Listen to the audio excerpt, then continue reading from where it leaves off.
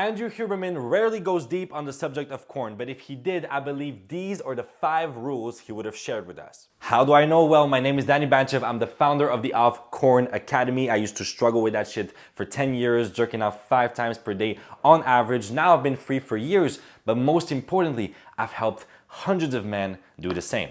After studying Andrew Huberman for hundreds of hours, I took out 5 of his most important lessons that can be applied to beating the most dangerous addiction in the world.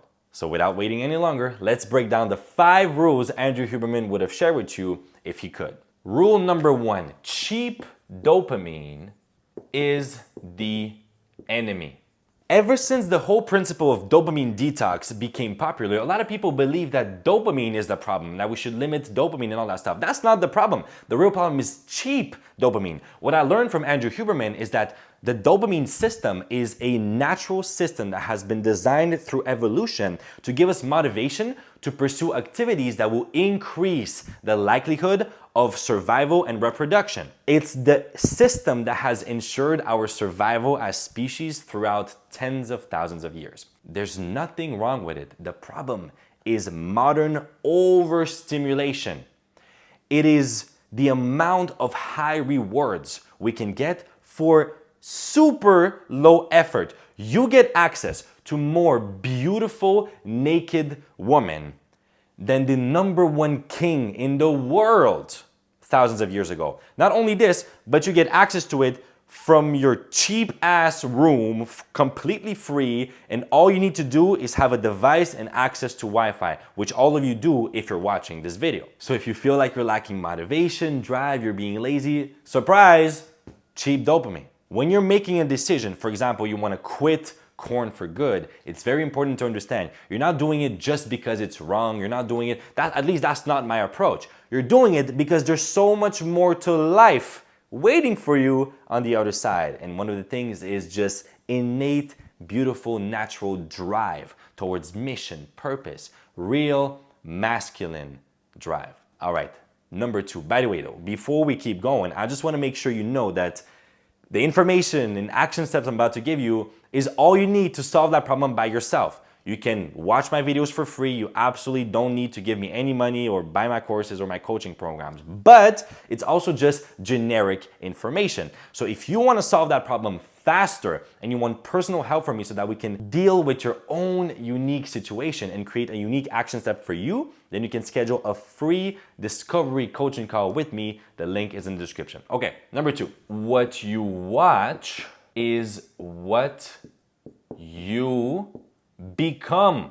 What you watch is what you become. Biologically, our visual system is directly linked to the reward circuitry in your brain. There's a principle that's called the feedback loop, which we're going to talk in point number 3. But for now, what's important for you to understand is that when you're jerking off and you're conditioning your brain to experience very high levels of pleasure while you're seeing a certain type of fantasy or a certain type of situation, then the more you do that, obviously, you're going to start shifting your real life fantasies as well. That actually happened to me personally. There is a fantasy that I kept on watching over and over again throughout my teenage years. I'm not gonna mention it because it might be a little bit too personal, but I kept on conditioning and eventually that fantasy ended up becoming a reality.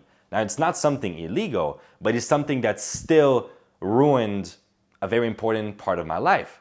And it is something that took a lot of work to recondition, which I'm still working on, by the way. So it's better, the earlier you understand that the more you condition your brain to associate pleasure to a certain situation or something you're seeing literally with your eyes, whether it's words, it can be text, or it can be video, the more it's actually who you become. It's literally shifts your thoughts, your feelings, and whatever you think and you feel, you do, and what you do gives you the results in your life. So the eyes are the doors to your soul. So be very, very careful with that. Now, we all know this spiritually, or maybe you've heard that spiritually, but he actually proved it biologically. So that's the next level. Point number 3, the feedback loop. This is so important, guys. I see so many people making that one mistake. The brain, okay, let me explain. Every time you experience an outstanding emotion, whether it's positive or negative, your brain automatically registers what happened right before. For example, let's say a man finally decided to open up and reveal something very vulnerable to his girlfriend. And he does it, and a few days later or weeks later, that girl breaks up with him. What do you think is gonna happen? The man will automatically go, pain, pain, pain, breakup. What happened right before? It's because I said that thing. I will never, never be vulnerable ever again. So it can unfortunately work against us, because by the way, that's not true. It's definitely not the reason why it happened, but that's for relationships. It's another video. But an example on the other side. Let's say you're in the beginning stages of a business and you're trying different stuff, you're kind of improvising, and then boom, you do something and you get a client. Oh my God, money, positive, good, let me do more of that. And then you're gonna do more of that and make more money and so on and so on. So it works both sides. But here's where a lot of people fuck up, me included. I've done that probably hundreds of times. Like, to be honest, I'm not gonna exaggerate. So hundreds of times. Since corn is a coping mechanism, so it allows you to escape difficult emotions and meet an emotional need you have, a lot of people, when things go wrong, when they fail at something, or when they feel rejected, or they feel insecure, they turn to corn to deal with that problem. Or even worse, I used to do that so many times, and even my clients tend to fall into that. For some reason, people do that. You're not alone if you do it. When we get sick, when we get physically sick, for some reason, days when I was sick as a kid, I would spend the days as a kid, teenager, I would spend the days in the bed, and then I would basically jerk off all day long. But what are you teaching your brain and your body? You're teaching it that you get much more pleasure than usual when you're sick. So what do you think is gonna happen? All of a sudden, very surprisingly, you're gonna get sick more often. That has happened to so many people I know. It's crazy. So the reason you want to be so careful with that is the moments when you experience failure or weakness is the moments where you should be most careful not to watch corn. You're conditioning your brain to associate pleasure, physical pleasure, to a situation you do not want to repeat in your life. That's not good. But in the same way, you should celebrate when something happens that you do want it to happen. You should celebrate when you experience a day, for example, without an urge. You should be, oh my God, no urges today, let's go. And you put a good song and you jump around, or you, I don't know, you do something you like. Let me add that actually. Celebrate. Celebrate your wins. Boom. Rule number 4, novelty is a never-ending trap. It's a trap. It's the never enough effect. The problem, one of the main reasons, by the way, even why brain rot stuff is getting more and more popular, like stuff you watch and you're like, what the heck is even that? It's because to the brain, why is it addictive? It's because to the brain, it's like new stuff, novelty. We are conditioned to enjoy novelty. It serves for reproduction. And therefore, not only with brain rot, but especially with corn, oh my Lord, you get, again, more beautiful naked women with the only effort of picking up your device. Oof, it's so difficult. It takes a lot of muscle strength. Opening whatever the fuck you're watching and just swiping.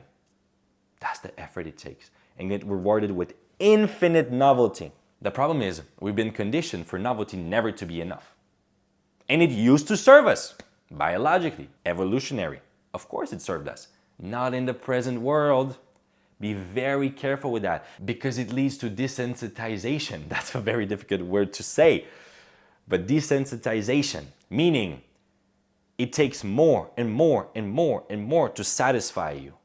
The zone of satisfaction keeps on expanding, meaning you need more. And next thing you know, obviously you're not going to be satisfied with one partner. How could you be? It's already difficult enough for men, especially, to be satisfied with one sexual partner for the rest of your life. For women also, by the way, but just biologically, men, it's a little bit more. So it's already difficult. So can you imagine adding consistent novelty to that, it's crazy. It's ridiculous. But here's what you can do instead. You can take that principle, knowing your brain loves novelty, and you can apply it to other stuff. I mean, I might sound like a nerd, but look at all the books I got. And that's just one thing. You got the other books on the other side. These books, to me, is a form of novelty. There's so many books and so many words and so many ideas I can explore. I get excited playing with ideas or listening to new podcasts, having conversations with people. That's philosophy to me. I love philosophy. So that's novelty. You can also decide to explore new countries in the world or new places or meet new people, because the traveling might be like very high effort, but it's 100% worth it. But what about people? People. There's so much novelty you can have in life. Replace that need for novelty with something that can actually serve you. All right, last but not least, this is the most important rule of all. Never too late to rewire your brain. You can always rewire your brain. This is because of something we've probably all heard, or if you didn't hear it, well, congratulations, you're now discovering it. Neuroplasticity. Neuroplasticity, it's so freaking important. This means that no matter how old you are, no matter how long you've been addicted to corn, you can always rewire your brain. That's the beautiful gift of being human.